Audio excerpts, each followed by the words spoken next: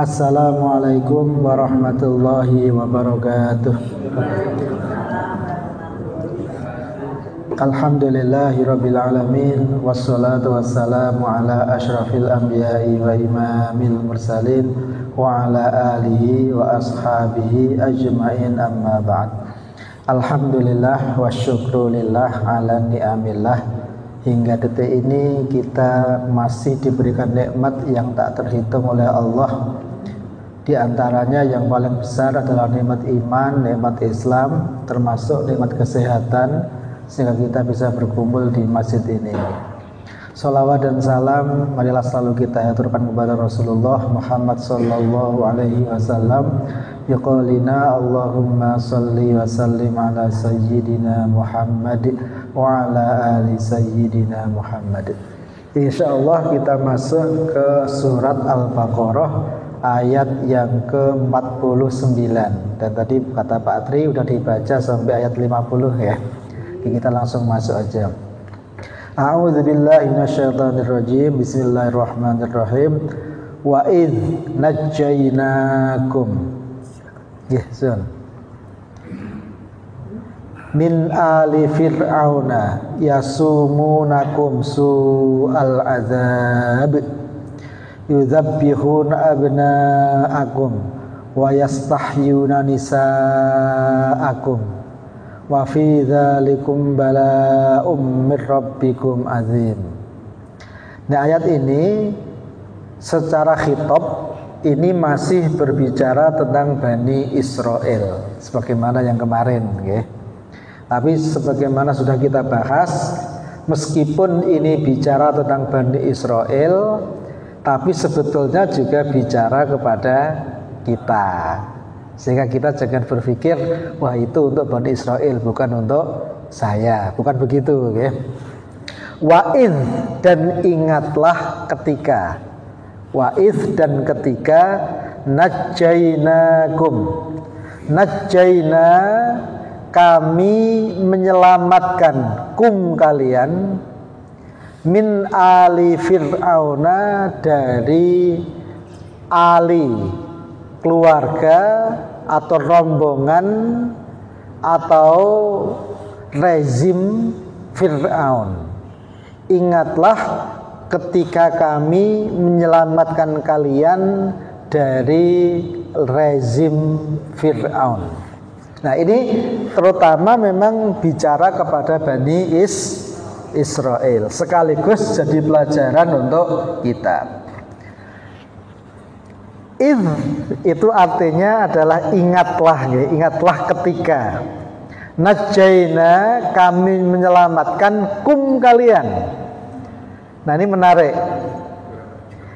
Yang diselamatkan apakah kalian orang pada waktu itu? Ya tidak. Yang dimaksud itu adalah nenek moyang mereka. Nah, ini di sini dijelaskan oleh Imam An-Nawawi, wal khitab lil maujudina fi zamani nabiyina. Jadi kalau kita lihat ayat ini, khitabnya, ada khitab itu maksudnya yang diajak bicara, lil maujudina, kepada orang-orang yang ada fi zamani nabiyina, pada zaman Nabi kita. Maksudnya adalah pada zaman Nabi Muhammad. Ingatlah ketika kami menyelamatkan kalian. Kalian itu siapa? Kalian itu adalah orang-orang Yahudi yang ada pada zaman Nabi Muhammad. Tapi bukan itu maksudnya. Yang dimaksud itu adalah nenek moyang. Itu biasa dalam komunikasi seperti itu, okay? Tazkiran lahum, ini adalah untuk peringatan bagi mereka, bima an'amallahu, dengan apa yang Allah berikan nikmat, ala abaihim, kepada nenek moyang mereka, kepada bapak-bapak mereka. Kenapa?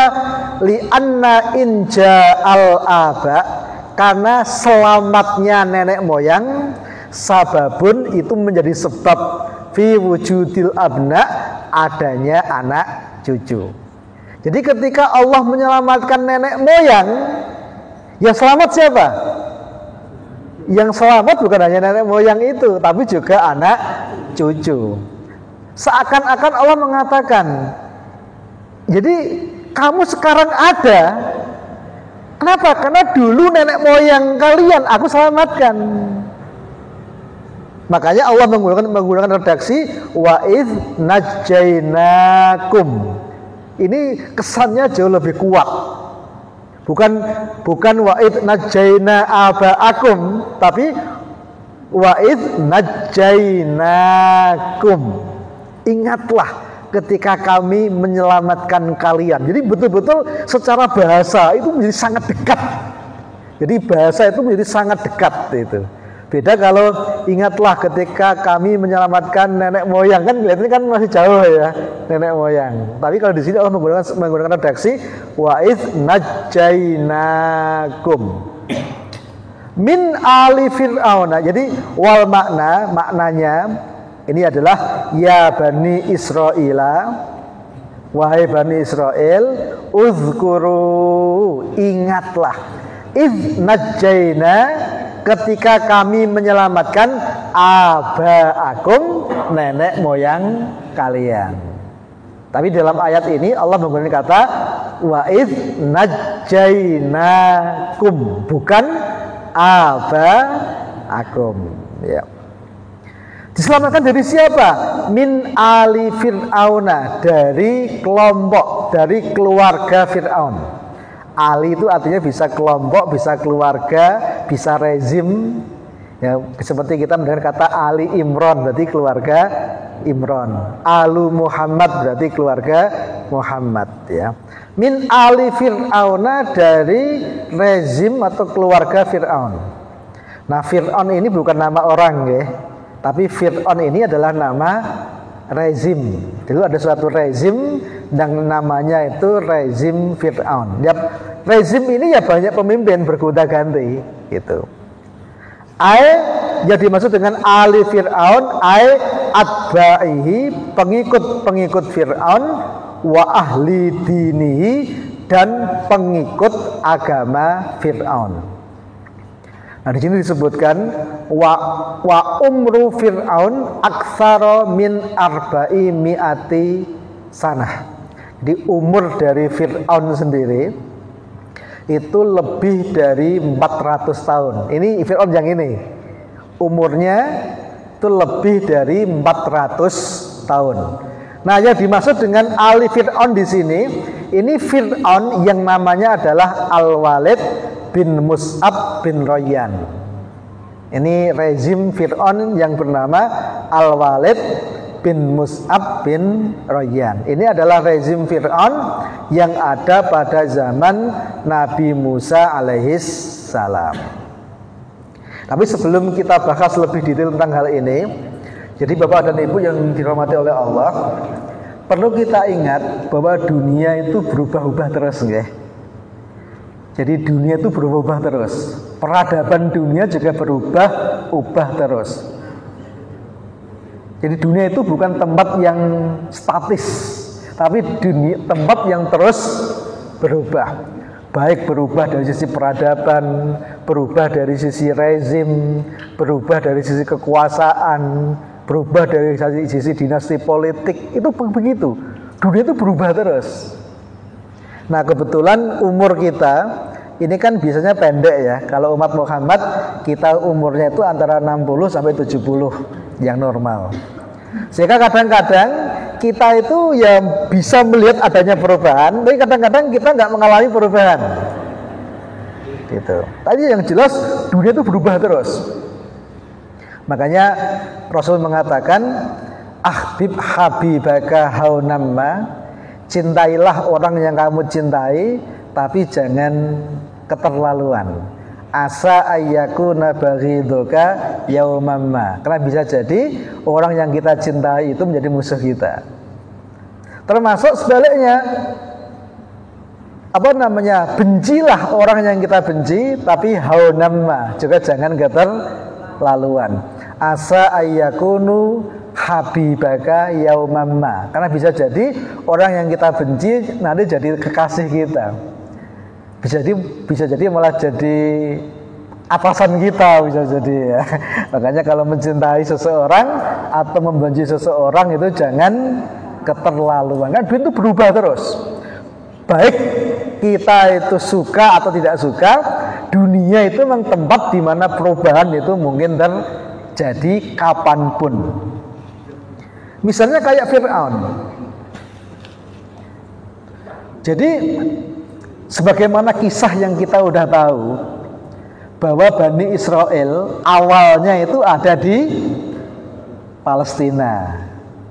Palestina itu ya kita tahu ya, dia masuknya di Asia. Masuknya di Asia. Jadi kalau dari Arab Saudi itu ke arah utara, dulu namanya itu Syam.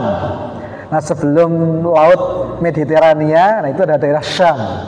Nah kalau sekarang itu sana wilayah Palestina, Israel, Yordania, sama Suriah. Jadi 4 negara sekarang itu yang namanya Syam itu.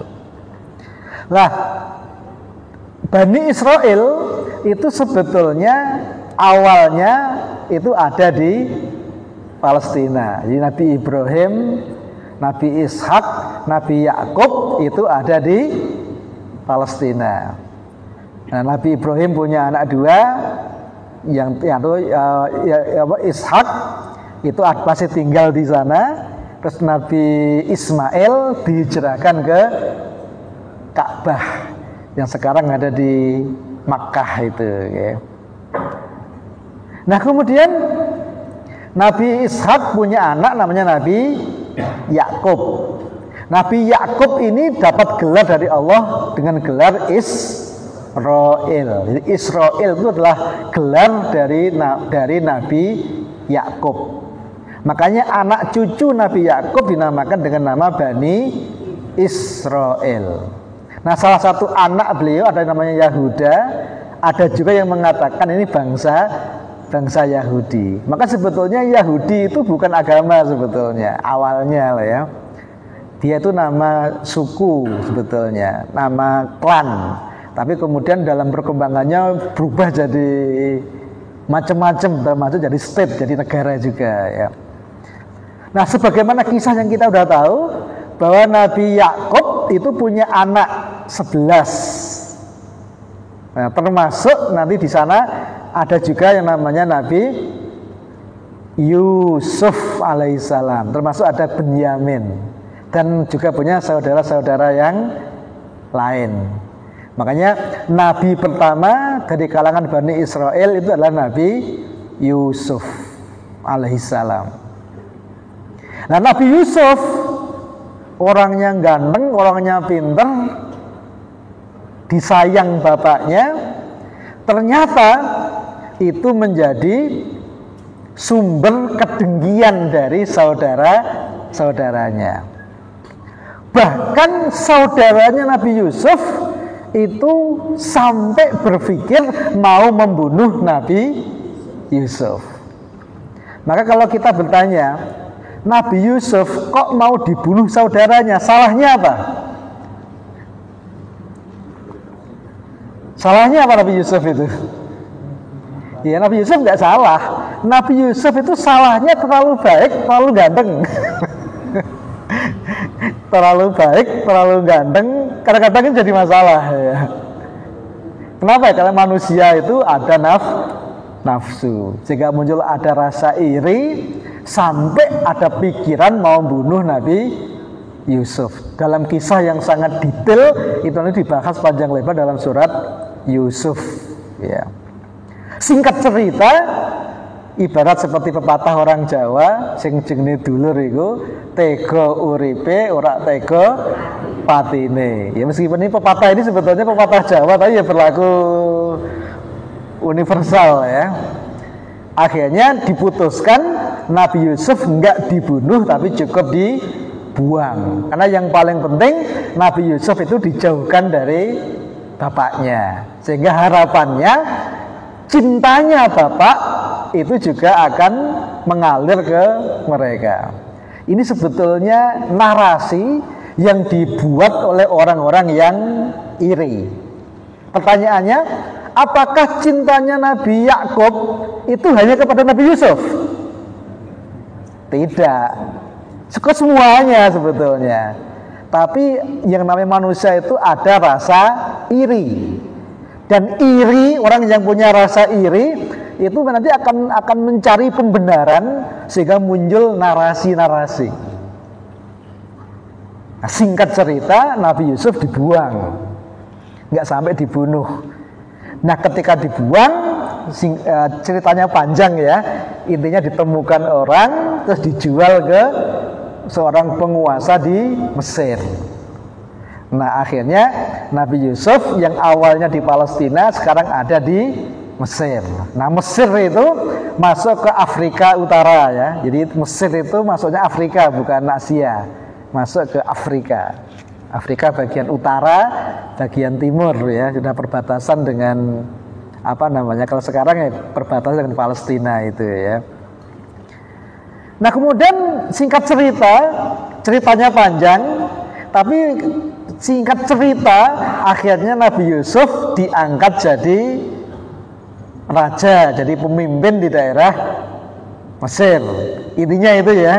Yang itu peristiwanya panjang sekali ceritanya, tapi intinya begitu. Nah, akhirnya Nabi Yusuf jadi pemimpin di Mesir. Nah, ketika beliau jadi pemimpin di Mesir, akhirnya beliau minta izin kepada Allah agar keluarganya termasuk bapaknya diizinkan hijrah ke Mesir. Nah, singkat ceritanya panjang, tapi cerita singkatnya adalah Nabi Yakub dan anak-anaknya pindah ke Mesir.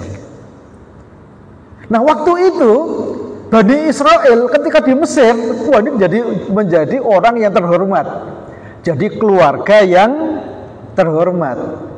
Kenapa keluarga yang terhormat? Iyalah, dia itu saudaranya Nabi Yusuf. Nabi Yusuf itu seorang nabi, seorang negarawan yang menyelamatkan Mesir dari krisis karena hujan tidak turun selama 7 tahun. Akhirnya Bani Israel ini menjadi keluarga yang sangat terhormat di Mesir. Paham ya? Nah, tapi ya singkat cerita, waktu berjalan, akhirnya Nabi Yusuf wafat. Termasuk bapaknya wafat, adik-adiknya, kakaknya juga wafat. Maka muncullah anak cucu dari Nabi Yusuf dan saudaranya. Maka di zaman itu politik berubah. Politik itu kadang-kadang berubahnya cepat sekali ya. Jadi makanya kalau pas di atas, ya itu pas di atas. Tapi tidak akan di atas untuk selama-lamanya. Demikian pula orang yang di bawah itu pas di bawah, tapi di bawah itu juga tidak untuk selama-lamanya. Orang kadang-kadang itu lupa ya. Kalau di atas itu ya lupa kalau bakal di bawah, kalau di bawah lupa kalau bisa jadi dia akan di atas. Jadi berubah politik itu. Maka di Mesir oleh rezim Fir'aun, Bani Israel itu dianggap orang yang berbahaya. Kenapa? Karena mereka pendatang, mereka adalah boleh dikata itu pengambil alih kekuasaan.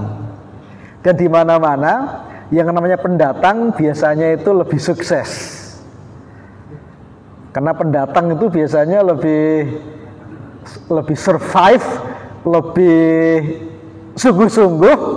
Sementara kalau orang lokal di mana-mana, orang lokal slogannya mangan sing penting kumpul.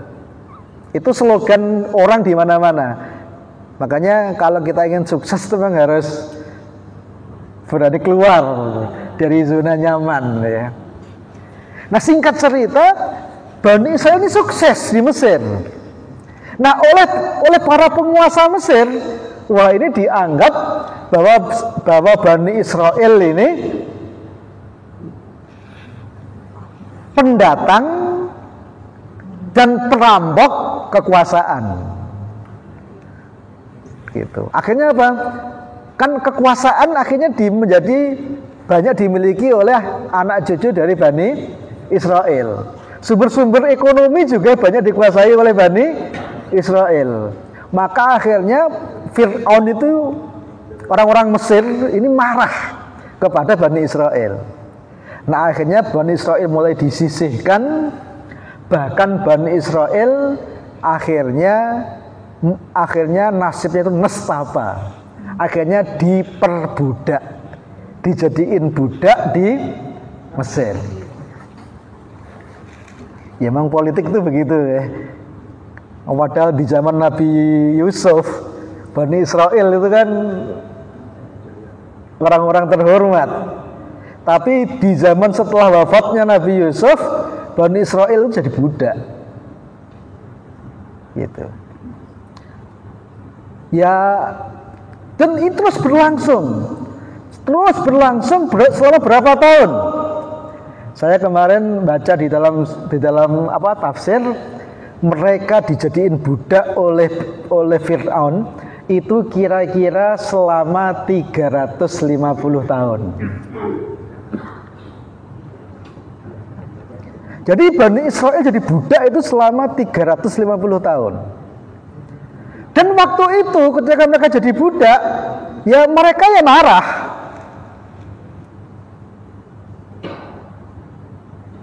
Tapi mereka tidak melakukan perlawanan. Ya udah, ya sekedar marah saja. Yang hanya ngedumel saja. Jadi kalau orang tidak melakukan perubahan, ya akan tetap begitu. Jadi budak. Ya mereka ngamuk, mereka marah, hatinya nggak terima. Tapi mereka nggak melakukan apapun, mereka hanya marah saja. Marah itu nggak akan mengubah apa-apa. Jika memang kalau kita itu ingin berubah, ya kita harus mengubah diri kita. Makanya Allah itu mengatakan dalam Al-Quran, Innallaha la yughayyiru ma biqaumin hatta yughayyiru ma bi anfusihim. Jadi Allah itu akan mengubah nasib suatu kaum sehingga kaum itu mengubah apa yang ada pada dirinya. Kalau kita dijajah, lalu kita diam saja, kita hanya sedih saja, kita hanya nestapa saja, itu akan mengubah apa-apa. Yang bisa mengubah apa-apa itu adalah perjuangan. Tapi di mana-mana perjuangan itu sedikit. Orang yang mau berjuang itu sedikit. Kebanyakan orang itu sekedar mengeluh. Enggak dulu, enggak sekarang, enggak di masa yang akan datang. Manusia itu kalau ada kondisi yang tidak sesuai, itu sekedar mengeluh, tapi tidak melakukan usaha. Ya keluhan-keluhan itu enggak akan ada dampaknya apa-apa. Selama 350 tahun. Nah, baru akhirnya muncullah seorang nabi yang namanya Nabi Musa alaihissalam. Dia dari kalangan Bani Israel. Maka di sini dikatakan wa idz najjainakum min ali Fir'aun. Fir'aun yang di sini yang dimaksud adalah Al-Walid bin Mus'ab bin Rayyan. Nah, apa yang dilakukan oleh Fir'aun? Yasumunakum ay yatlubuna lakum. Yasumunakum, mereka menimpakan. Mereka itu maksudnya adalah rezim Fir'aun. Rezim itu enggak hanya pemimpinnya, ya termasuk sistem yang ada ya. Yasumunakum, mereka menimpakan kepada kalian su'al azab, azab yang buruk. Azab itu maksudnya adalah siksaan, azab itu maksudnya adalah persekusi, azab itu maksudnya adalah penjajahan, itu azab. Azab itu bisa di neraka, bisa di dunia ya. azab itu bisa diberikan oleh Allah, bisa diberikan juga oleh makhluk. Nah, termasuk Alu Fir'aun ini menimpakan azab, bahkan su'al azab yang sangat buruk kepada Bani Israel. Ayat lubuna lakum asyaddal azab, yudzabbihuna abna'akum. Bahkan pada titik tertentu, yudzabbihuna, mereka menyembelih abna'akum, anak-anak kalian. Ya, anak-anak ini maksudnya adalah nenek moyangnya ya, maksudnya ya. Tapi istilahnya itu menyembelih anak-anak kalian. Abna itu jamak dari ibnun. Ibnun jamaknya adalah abna. Anak-anak kalian, sighoron ketika kecil. Wayastahyuna, dan mereka melecehkan. Dari kata haya itu malu. Kalau istihya itu membuat malu, melecehkan. Nisa akum, wanita-wanita kalian. Jadi yang anak-anak laki-laki dibunuhi, yang wanita-wanita diperkosa, dijadiin gundik, dijadiin pemuas nafsu di zaman Fir'aun. Siapa yang digitukan? Bani Israel. Jadi pada waktu itu yudzabbihuna abna'akum wa yastahyuna nisa'akum. Maksudnya adalah yatrukunahunna ahya sigharan. Mereka membiarkan dalam kondisi hidup di waktu kecil, yastakhdimunahunna kibaran, dan ketika wanita-wanita ini tumbuh dewasa, maka mereka disuruh untuk melayani, jadi pelayan, jadi pemuas nafsu dari rezim Fir'aun. Nah, kenapa begitu? Nah, ini ceritanya ada di belakang ya. Wadzalika, yang demikian itu, anna Fir'auna, bahwa sesungguhnya Fir'aun ro'a, melihat, fi manami, dalam tidurnya. Melihat dalam tidur itu maksudnya adalah mimpi. Ya, ro'a itu bisa bermakna melihat dengan mata, bisa bermakna mimpi. Makanya kalau mimpi bahasa Arabnya itu ru'yah. Ya, ru'yah juga. Wa dzalika anna fir'auna ra'a fi manamihi naron. Jadi Fir'aun maksudnya adalah rajanya ya. Ro'a, melihat atau mimpi, fi manamihi, dalam tidurnya, naron, melihat api. Jadi pada suatu malam Fir'aun, maksudnya pemimpinnya yang namanya Walid tadi, itu mimpi melihat api. Akbalat min Baitul Maqdis. Nah, api ini sumbernya awalnya di Baitul Maqdis. Baitul Maqdis itu ada di Palestina. Hatta ahatat, kemudian api ini menyebar bibuyuti Misra, bahkan sampai membakar rumah-rumah orang-orang Mesir. Jadi api itu dari Baitul Maqdis kemudian menyebar ke arah barat sampai masuk ke Mesir. Wa ahraqat, dan api itu membakar kullakibtiyin, rumah setiap orang Kipti. Kipti ini adalah suku asli dari bangsa Mesir ya, bangsa Kipti. Watarokat, tapi anehnya api ini membiarkan Bani Israel, rumahnya Bani Israel. Ya mungkin seperti sekarang kan ada kebakaran ya di Los Angeles gitu. Itu kan ada membakar rumah-rumah kan ya, tapi ada rumah-rumah yang selamat itu. Nah, ini di dalam mimpi tapi ya. Yang mimpi itu raja Mesir, Fir'aun. Dia itu mimpi ada api, sumbernya dari Baitul Maqdis, menyebar sampai ke Mesir, membakar semuanya. Tapi anehnya, rumahnya orang-orang Bani Israel yang ada di Mesir itu selamat, nggak ikut terbakar.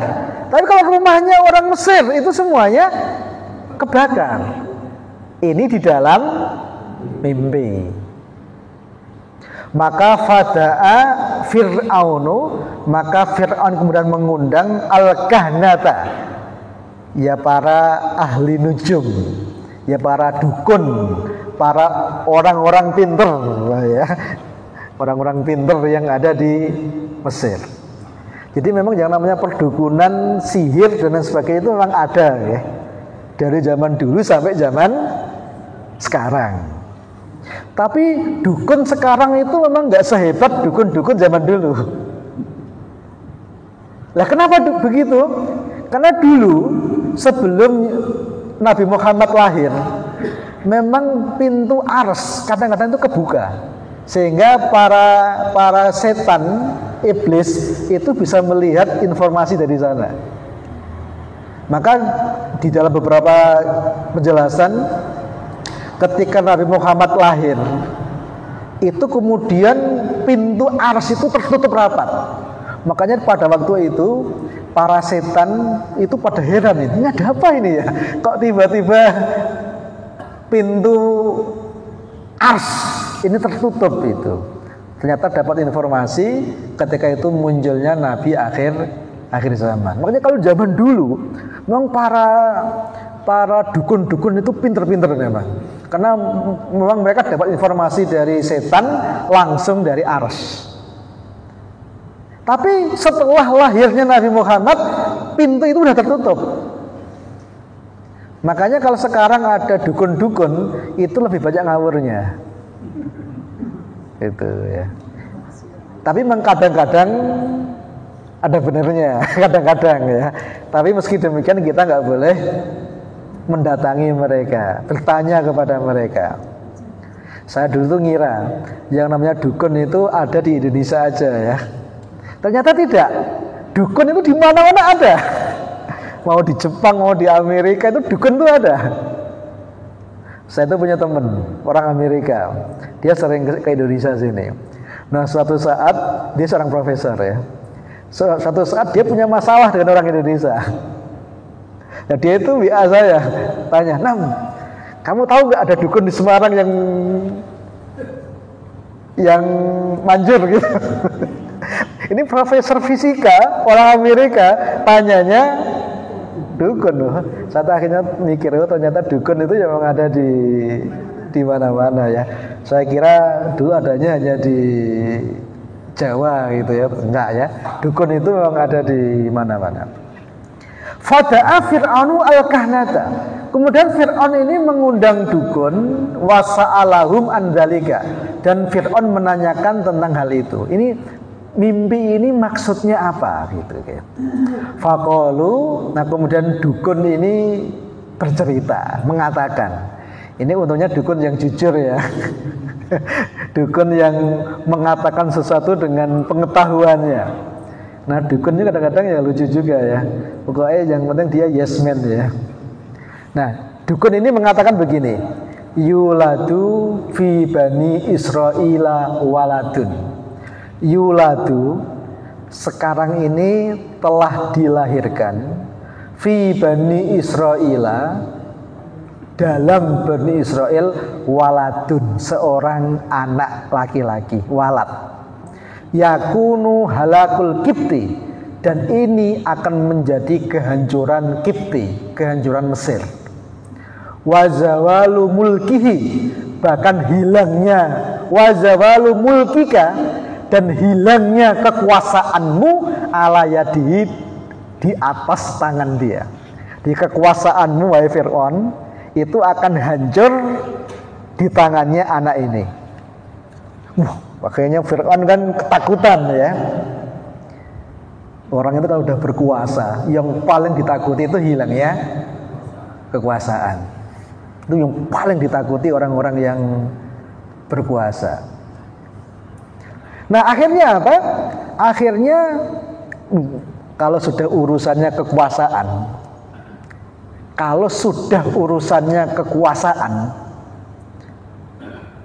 orang itu bisa lebih ngeri dibanding iblis.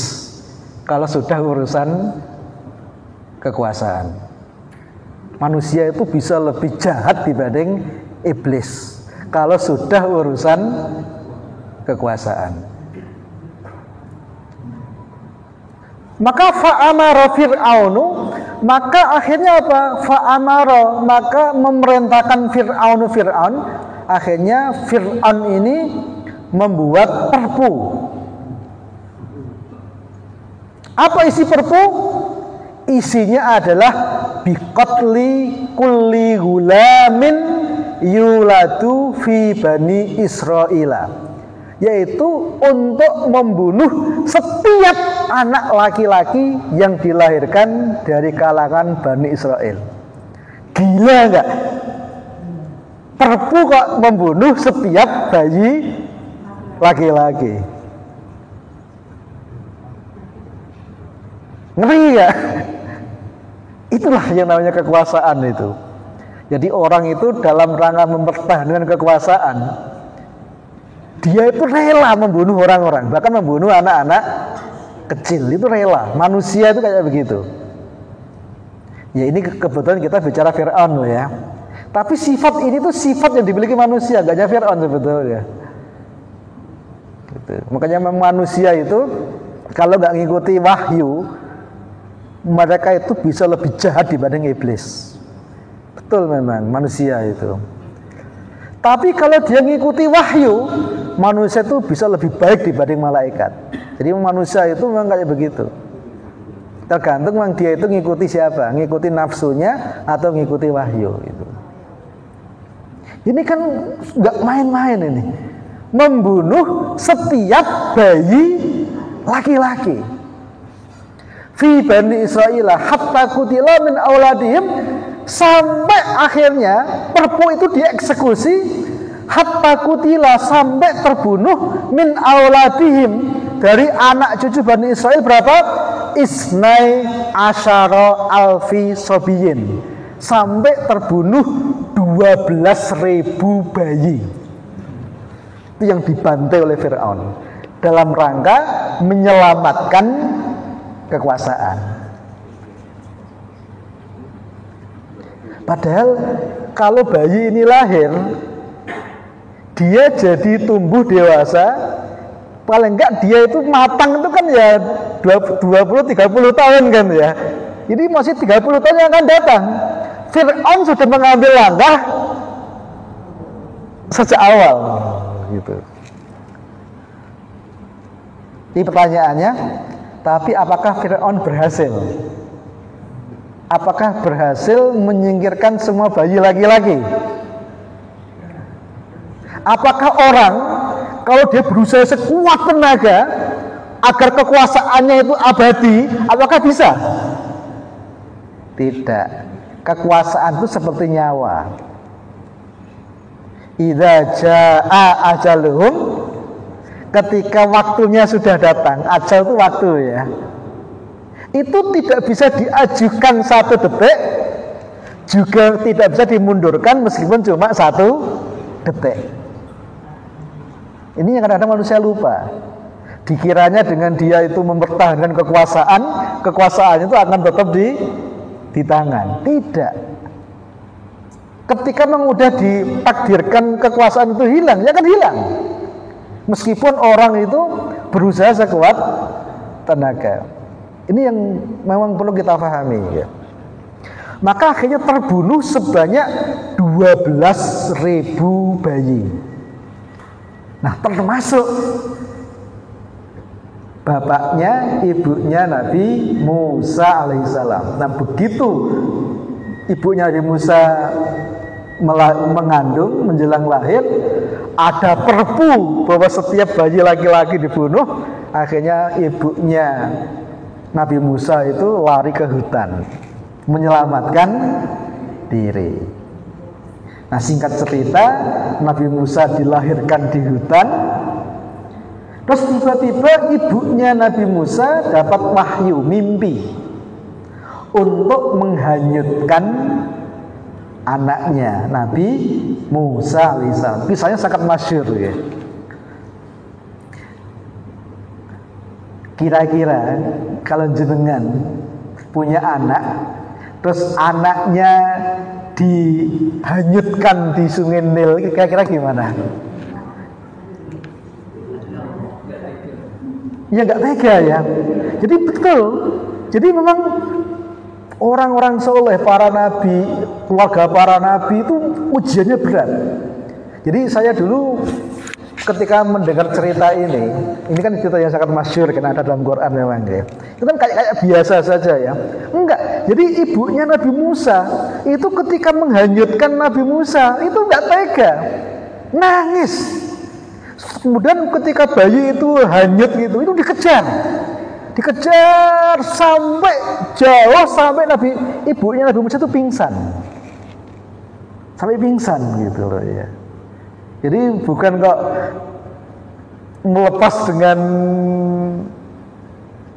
sukacita, karena nggak tahu endingnya ini apa. Karena secara manusiawi, kalau bayi dihanyutkan di sungai Nil ya pasti akan mati kan begitu, secara manusiawi loh ya. Dan beliau nggak tahu, tapi karena ini perintah, ya akhirnya dilaksanakan. Jadi memang para nabi, keluarga para nabi itu kayak begitu. Nah, tapi singkat cerita, sebagaimana kita tahu ya, nah akhirnya justru Nabi Musa ditemukan oleh istri Fir'aun, akhirnya dibawa pulang.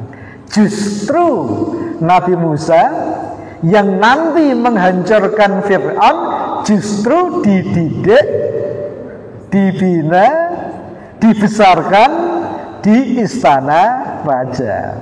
Itulah dunia ya. Memang dunia kadang-kadang itu lucu sekali, kadang-kadang dunia itu. Tapi begitulah dunia itu. Ya ketika kejadian itu ya nggak ada yang tahu ya, nggak ada yang tahu. Ya kita itu tahu kan setelah dikasih tahu oleh Allah Subhanahu wa Ta'ala itu. Jadi seperti itu. Okay. Makanya kemudian Allah melanjutkan wa fi dzalikum, dan pada yang demikian itu balaun, terdapat ujian azimun, yang agung. Jadi kalian tuh mendapat ujian yang agung, balaun azim. Ya sampai anak-anak dibunuhi, wanita diperkosa, itulah Bani Israel. Tapi kemudian muncullah Nabi Musa, singkat cerita. Nah, Nabi Musa itu akhirnya berdakwah. Dakwah ke siapa? Dakwah kedua. Yang pertama, Nabi Musa itu dakwah ke Fir'aun agar jangan jadi pemimpin yang zalim, sekaligus mengajak beriman. Sekaligus Nabi Musa itu dakwah ke Bani Israel yang menjadi budak. Agar apa? Agar berani melawan. Nah, Nabi Musa tergencet kepada Fir'aun, dipersekusi, kepada orang-orang kecil Bani Israel dimusuhi juga. Jadi Nabi Musa itu kayak gak ada temen ya. Ini ngomong kepada masyarakat gak ada yang percaya kepada Bani Israel.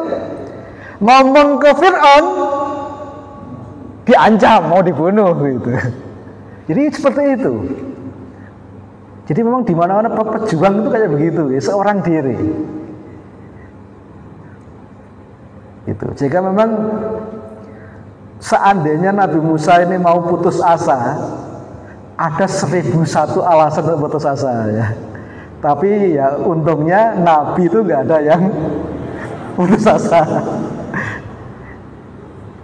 Bani Israel diingetin, loh, kamu itu bukan budak, kamu itu orang merdeka, bahkan nenek moyang kalian para nabi, orang-orang mulia. Tapi kenapa sekarang Anda mau jadi budak gitu? Lawan. Apa kata Bani Israel? Wahai Musa, kamu jangan memprovokasi kami.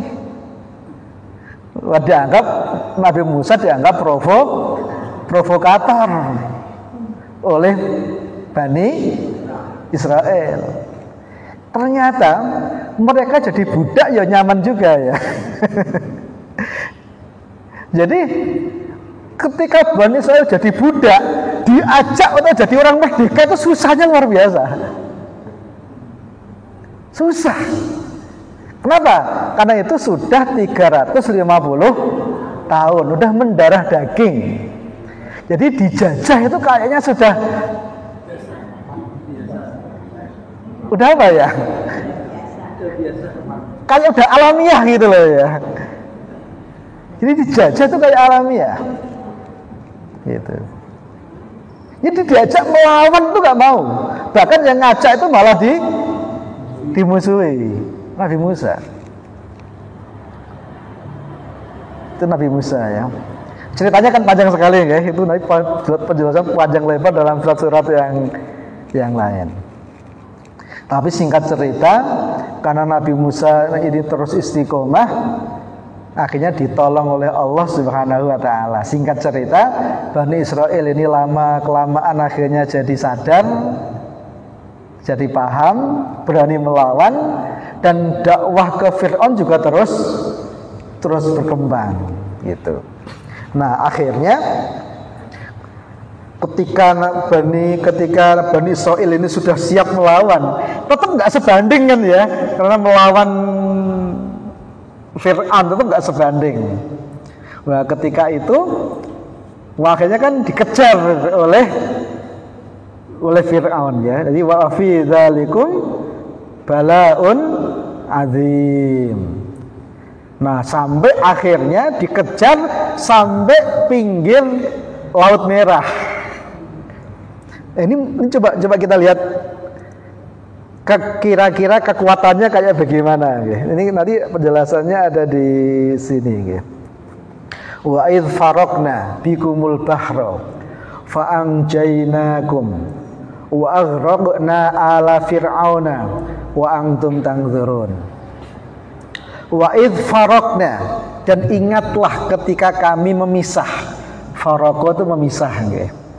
Kalau ditafsir falakna, falako itu memecah. Jadi ingatlah ketika kami memecah. Kalau bahasa yang digunakan oleh Allah itu farokna. Tapi kalau dalam tafsir itu artinya adalah falakna. Kami memecah. Ingatlah ketika kami memisah. Bikum pada kalian al-bahra lautan. Maksudnya ada laut merah. Bisa babikum, karena kalian li ajli antayassara lakum sulukahu, agar kalian bisa mudah melewatinya. Fa anjaynakum, kemudian kami selamatkan kalian. Wa aghraqna, dan kami tenggelamkan ala Fir'aun, yaitu rezim Fir'aun. Wa antum tanzurun, dan kalian semuanya melihat dengan mata. Makanya Bani Israel ini luar biasa ya, karena mereka itu lihat mukjizat itu langsung dengan mata. Di imannya mereka itu bukan lagi ilmul yakin, tapi ainul yakin. Jadi melihat sendiri dengan mata. Kira-kira imannya orang yang melihat dengan mata dengan melihat dengan ilmu itu kira-kira lebih kuat yang mana? Dengan mata lah ya. Jadi kalau jenengan saya ceritani tentang kondisi Arab, dengan jenengan datang sendiri ke Arab pasti akan lebih kuat kalau jenengan datang sendiri ke Arab, karena melihat dengan mata sendiri. Jadi ilmunya Bani Israel itu luar biasa, imannya itu luar biasa, karena melihat kekuasaan Allah itu dengan mata. Kuat gak imannya? Imannya kuat gak? Ya kuat lah dengan mata kok ya. Kira-kira orang yang melihat mukjizat dengan mata, kira-kira imannya itu sampai akhir hayat gak?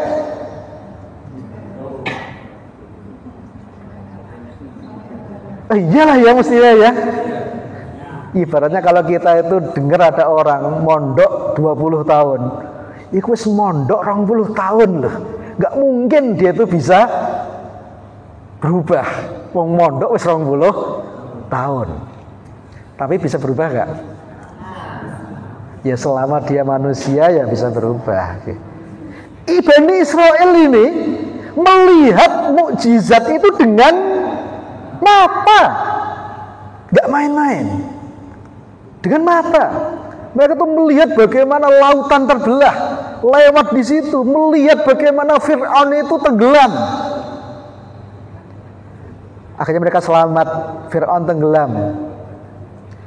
Setelah itu, ketika mereka sampai di seberang, Nabi Musa itu dipanggil oleh Allah.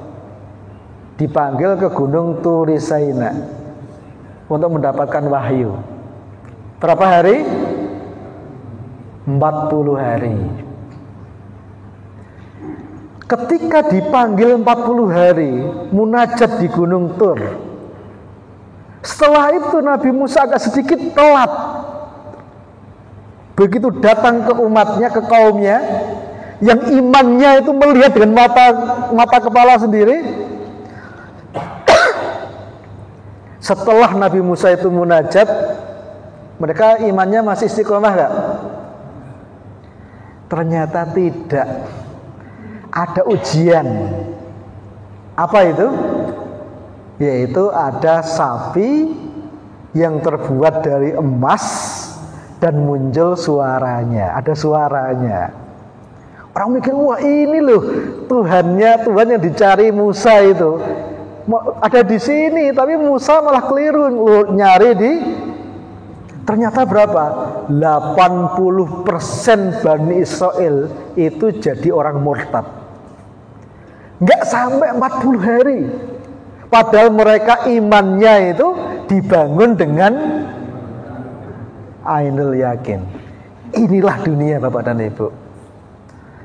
Makanya memang sebetulnya kalau yang paling kita takutkan itu satu sebetulnya, yaitu ketika kita itu tidak istiqomah. Dan selama kita manusia, potensi itu ada. Ada orang hafal Quran murtad, mungkin nggak? Mungkin. Ada ustadz, ada kiai murtad, mungkin nggak? Mungkin. Jadi memang dunia ini tuh tempat di mana kemungkinan itu sangat mungkin terjadi gitu. Makanya memang doa yang harus betul-betul kita panjatkan itu ya, kita mohon agar jadi orang yang istiqomah itu. Mengistiqomah itu luar biasa itu, dan itu beratnya luar biasa. Makanya sering saya sampaikan ya, kayak banyak jangan kita itu pernah mengatakan kalau kita pasti istiqomah ya. Ya, tapi kita harus selalu katakan ya semoga kita ini diberikan keistiqomahan oleh Allah Subhanahu wa taala. Jadi wa aghraqna ala fir'auna wa antum tanzurun. Ai iltitamu amwajil bahri, yaitu bertemunya ombak lautan bi fir'auna yang akhirnya menelan Fir'aun wa qaumihi dan kaumnya. Akhirnya hilang di lautan. Wa tarawna ba'da salasati ayamin jusasahum, dan akhirnya mereka melihat setelah 3 hari, setelah mayat Fir'aun 3 hari tenggelam di lautan, setelah 3 hari kemudian oleh Allah itu mayat Fir'aun dan pengikutnya itu terdampar di ilas sahil. Sahil itu di pantai. Wa fir'aunu mahum tafin, akhirnya mereka tuh kumpul di pantai itu. Jumlahnya berapa? Nanti di sini kalau ini penjelasan dari Imam An-Nawawi ya. Ruwiya annahu ta'ala, min waktunya agak ini ya. Ruwiya annahu ta'ala amara Musa alaihi salam ayasriya bi Bani Israil wa kanu isnai asyara sabton. Jadi Bani Israel itu ada 12 sabton, ada 17 kelompok. Ya, sesuai dengan anak dari Nabi Yakub. Kullu sabtin khamsuna alfan. Setiap sabtun, setiap kelompok itu ada 50.000 orang. Ya karena sudah ratusan tahun ya. Ya waktu pindah ke Mesir kan cuma 12 orang. Tapi kan sudah anak cucu, udah ratusan tahun, udah beranak pinak. Nah itu masing-masing dari 12 itu sudah ada kira-kira 50.000 orang. Kalau 50.000 dikali 6 berarti berapa? Ya sekitar 300.000 ya. Banyak nggak? Ya banyak ya. Ini kalau dikumpulkan di Simpang 5, wah 300.000 itu kalau Gelora Bung Karno itu kapasitasnya bisa 80.000. Ya kira-kira mungkin sekitar 4 kalinya Gelora Bung Karno kalau dimuat ya. Ya gitu kira-kira Bani Israel waktu itu. Nah kemudian dikejar oleh Fir'aun. Tsumma istama'a ila Fir'aun. Berapa Fir'aun yang mengejar? Alfin, 1000 itu maksudnya adalah 1 juta. Wa mi'ata alfin dan 200.000. Jadi Fir'aun dan kelompoknya yang mengejar Nabi Musa itu jumlahnya adalah 1.200.000. Ya meskipun 300.000 itu banyak ya. Tapi kalau dibanding 1.200.000 ya kecil, ya sedikit ya. Sampai di lautan bingung. Ketika bingung semua orang nyalahin Nabi Musa. Ini gara-gara kamu ini. Coba kalau dulu kita jadi budak, kan kita nggak akan dalam kondisi ini. Ini gara-gara kamu provokator ini Musa gitu. Nabi Musa itu. Nabi Musa ya bingung juga terus piye. Bingung Nabi Musa ini. Di sana pasukan Fir'aun, di sini lautan, di sini semua orang nyalain semuanya Nabi Musa. Di Nabi Musa itu memang tempat ibaratnya kayak tempat sampah ya. Kabeh wong iki nak nyalahke neng Nabi Musa ya. Wah, ada apa-apa yang disalahin Nabi Musa. Itulah para nabi itu kayak begitu ya. Para dai itu memang kayak gitu. Itu salah sain. Bingung Nabi Musa ini. Karena Nabi Musa juga nggak tahu kan. Karena kan Nabi Musa kan nggak dikasih tahu oleh Allah bahwa nanti akan daratan akan jadi lautan akan jadi daratan. Kan Nabi Musa kan juga nggak tahu juga gitu. Pokoknya Allah itu mengatakan kepada Nabi Musa, pokoknya kamu saya temani, saya jaga. Tapi jaganya piye kan ya nggak tahu. Nah dalam suasana yang sangat genting itu, dalam suasana yang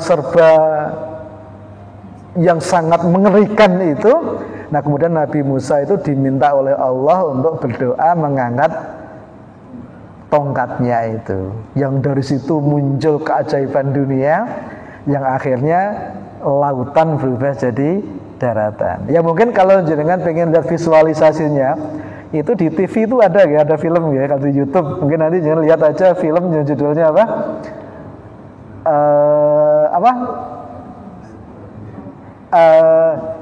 Ten Commandment ya, Ten Commandment itu di sana ada ilustrasinya.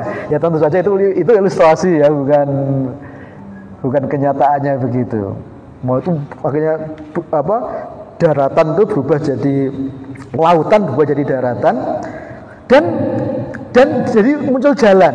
Dan yang menarik adalah di situ fanshaqqal bahru isnai asyara jabalan.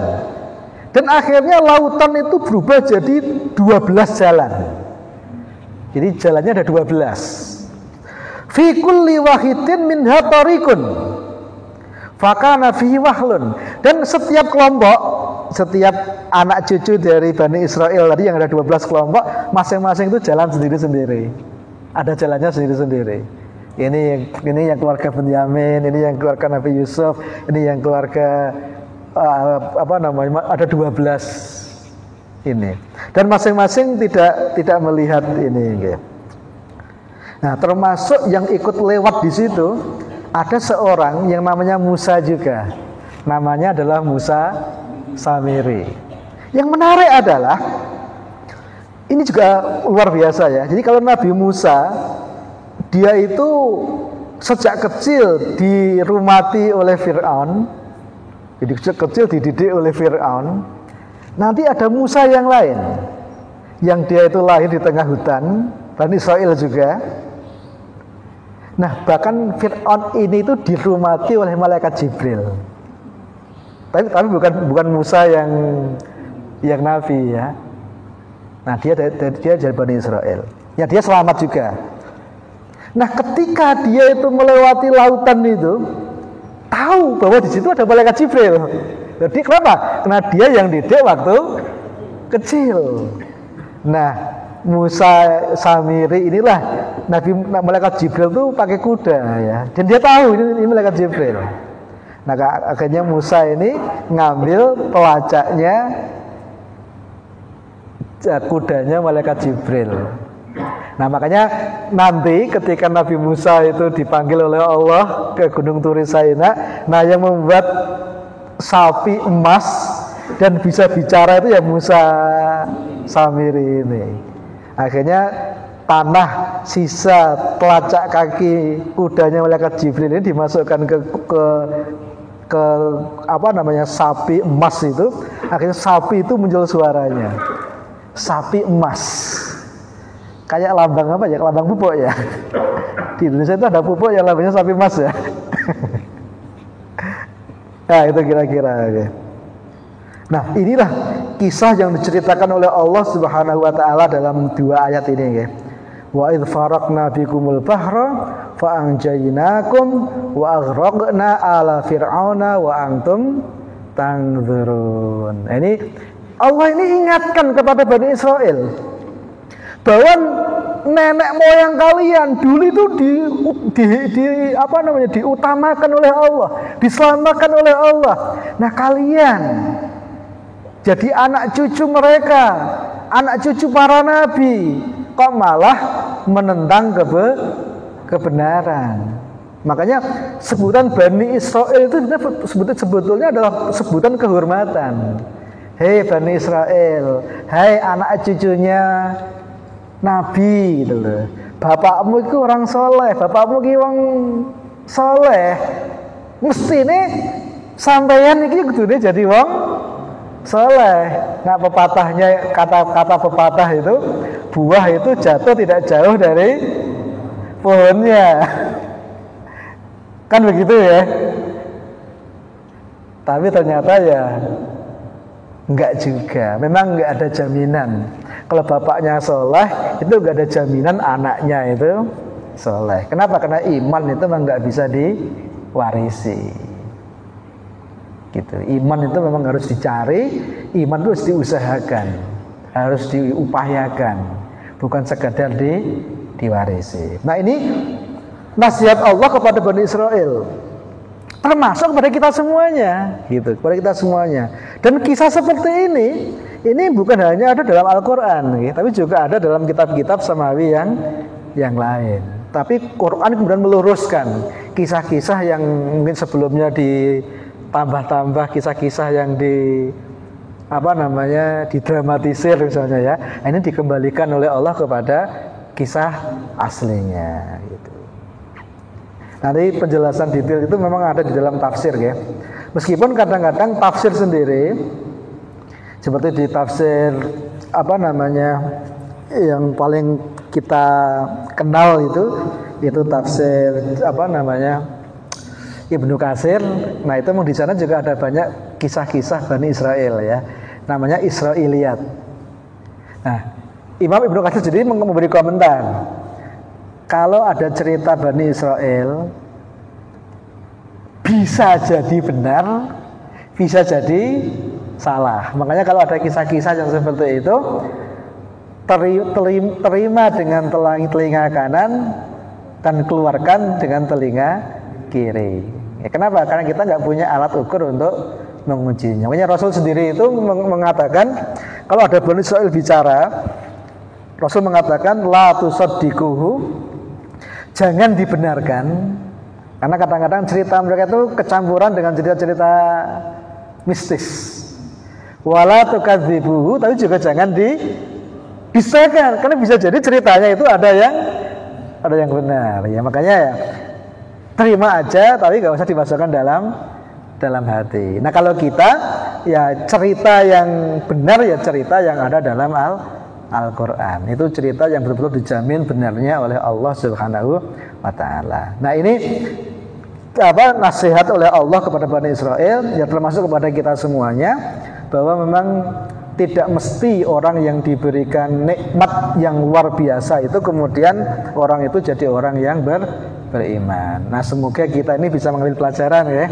Ya intinya adalah bahwa nikmat yang kita terima dari Allah itu kita harus syukuri, dan syukur itu kita wujudkan dengan takwa kepada Allah, ya kita tunduk kepada Allah, menjalankan perintah-perintahnya dan meninggalkan larangan-larangannya.